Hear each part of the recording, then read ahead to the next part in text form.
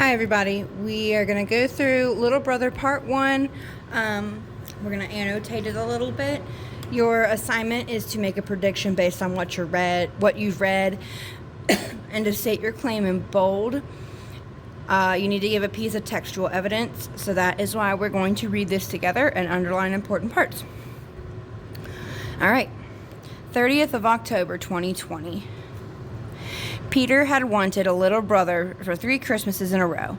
His favorite TV commercials were the ones that showed just how much fun he would have teaching little brother to do things that he could already do himself. But every year, Mommy had said that Peter wasn't ready for a little brother until this year. This year, when Peter ran into the living room, there sat little brother among all the wrapped presents, babbling baby talk, smiling his happy smile, and patting one of the packages with his fat little hand.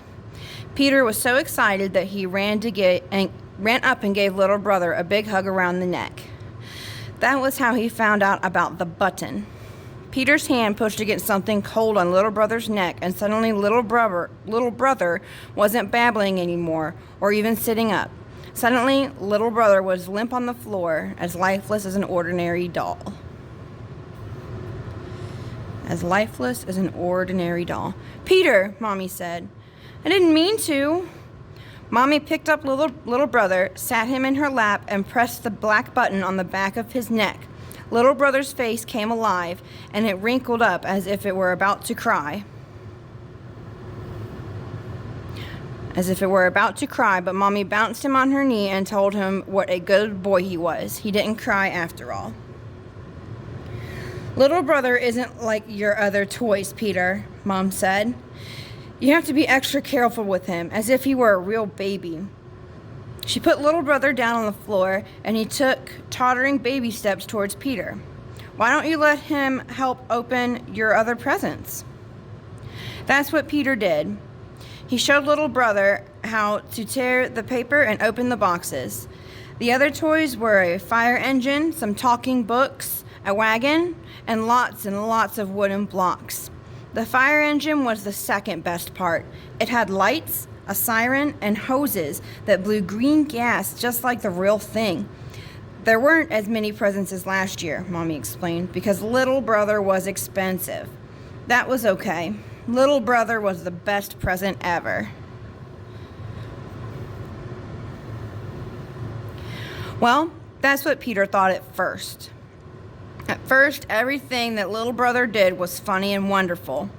Peter put all the torn wrapping paper in the wagon, and little brother took it out again and threw it on the floor. Peter put all the torn wrapping paper in the wagon, and little brother took it out again and threw it on the floor. Peter started to read a book, and little brother came and turned the pages too fast for the book for him to keep up. But then, while Mommy went in the kitchen to cook breakfast, Peter tried to show little brother how to build a very tall tower out of blocks. Little brother wasn't interested in seeing a really tall tower. Every time Peter had a few blocks stacked, little brother swatted the tower with his hand and laughed.